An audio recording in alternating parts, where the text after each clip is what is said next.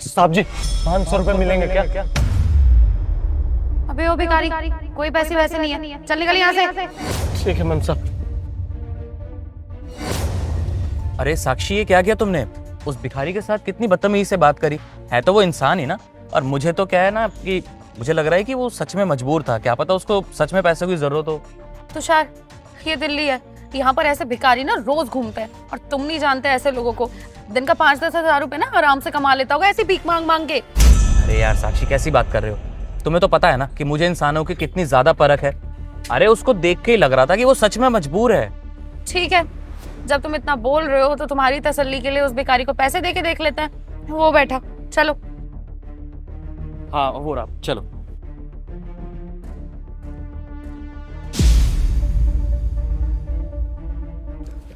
भैया ये कुछ पैसे आप रख लीजिए। साहब जी आपका बहुत बहुत धन्यवाद। इन पैसों की अहमियत ना मुझसे ज्यादा कोई नहीं जान सकता। ये पैसे ना मेरे पसंदीदा औरत के ना जिंदगी और मौत के बीच की कड़ी है। जिंदगी और मौत? भैया मैं कुछ समझा नहीं, आप क्या बोल रहे हैं? क्या बताऊं मैं आपको, मेरी एक बीबी है, मैं उससे ना बहुत ज्यादा प्यार करता हूँ, वो भी मुझसे बहुत ज्यादा प्यार करती है। अचानक से ना उससे एक दिन सीने में दर्द महसूस हुआ। मुझे लगा कि आम सा दर्द है, मैं हॉस्पिटल लेके भाग के गया, लेकिन वहां जाने पर पता चला ना कि उसे कैंसर है, वो भी 3rd स्टेज का। और वो सरकारी हॉस्पिटल वालों ने तुरंत उसे बाहर निकाल दिया कि नहीं, हम तेरी बीवी को बचा नहीं पाएंगे। मैं गरीब मजदूर आदमी, मेरा तो टेंशन के मारे सर फट गया। मैं उसे दौड़ा दौड़ा ना प्राइवेट हॉस्पिटल में लेके गया। और आपको पता है उसने क्या बोला कि 20 लाख रुपए लगेंगे तेरी बीवी को बचाने के लिए। और ये भी नहीं बोला कि कंफर्म है कि तेरी बीवी बच जाएगी, हाँ कोशिश करेंगे। लेकिन वहां उसे एडमिट करने के लिए ना 30,000 रुपए पहले ही देने पड़ेंगे। भला मैं मजदूर आदमी, दिन का 500-600 रुपए कमाने वाला 30,000 रुपए कहाँ से लेके आऊंगा? और साहब मैं उसका हाथ पकड़ाता, वो मेरे सामने गिड़गिड़ा रही थी, चिल्ला रही थी कि मुझे बचा लो, मुझे देखा नहीं जा रहा। तो वो तड़प रही थी, साहब जी मेरा नाम ले रहे थे, लेकिन मैं क्या कर सकता था, मेरे पास इतने पैसे थे ही नहीं। मैं तो सोचा ना कि ये कपड़ा इससे भरता हूँ, गाँव भाग जाऊंगा, कम से कम उसे तड़पते हुए तो नहीं देख सकता ना, प्यार जो करता हूँ। लेकिन मैंने सोचा कि एक काम करता हूँ, 2-3 दिन ना भीख मांगता हूँ।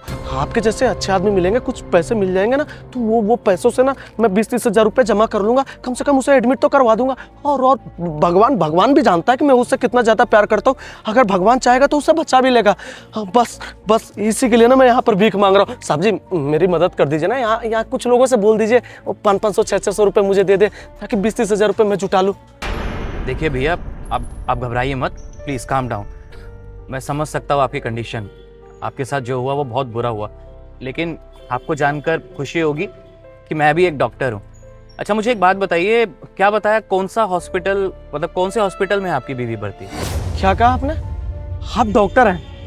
तब तो आप मेरी बीवी को बचा लेंगे, और देखने में भी आप बहुत अच्छे लग रहे हैं। आप ना जितना रुपया मांगिएगा ना मैं आपको उतना रुपया दूंगा। आप बताइए आपको कितना पैसा चाहिए? अरे नहीं भैया, पैसों की कोई बात नहीं है, आप टेंशन मत लीजिए। आप मुझे बस इतना बताइए कि आपकी जो वाइफ है वो कौन से हॉस्पिटल में भर्ती है? साहब जी एक प्राइवेट हॉस्पिटल, कुछ गंधर्व हॉस्पिटल करके नाम है उसका, वहीं पर भर्ती किया हूँ अपनी बीवी को। You mean Gandharva hospital?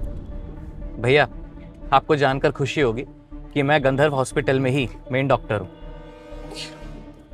उसी हॉस्पिटल में आप मेन डॉक्टर हैं? नहीं, आप डॉक्टर नहीं है, आप भगवान का रूप है। महादेव ने आपको भेजा है ताकि महादेव को भी पता है मैं अपनी बीबी से कितना ज्यादा प्यार करता हूँ।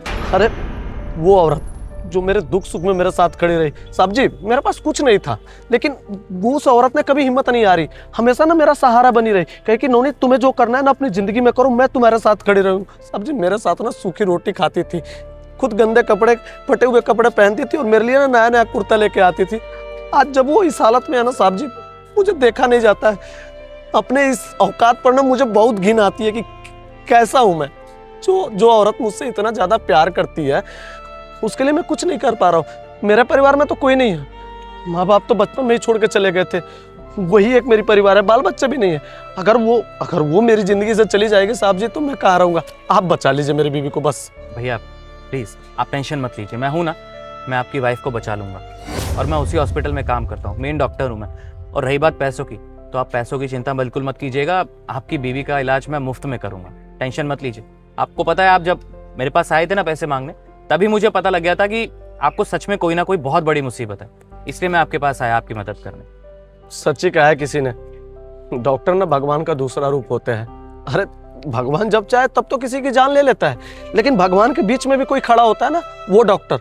डॉक्टर क्या है ना कि भगवान के पास से भी जान वापस लेके आता है इंसान के अंदर। साहब जी, आप मेरे लिए भगवान है, बस आप मेरी बीवी को बचा लीजिए। अरे नहीं भैया, देखिए आप ऐसे हाथ मत जोड़िए और भगवान बोल के मुझे शर्मिंदा मत कीजिए। मैं एक डॉक्टर हूँ और ये तो मेरी ड्यूटी है। अगर कोई सच में मुसीबत में है और हमें लगता है कि हम उसकी जान बचा सकते हैं तो हम अपने फर्ज से पीछे नहीं हटते। आपकी बीवी बहुत जल्दी ठीक हो जाएगी और आप उसके साथ हंसी खुशी रहना फिर, ठीक है? अब आप चिंता मत कीजिए। अब आप आइए मेरे साथ, हॉस्पिटल चलते हैं, आइए।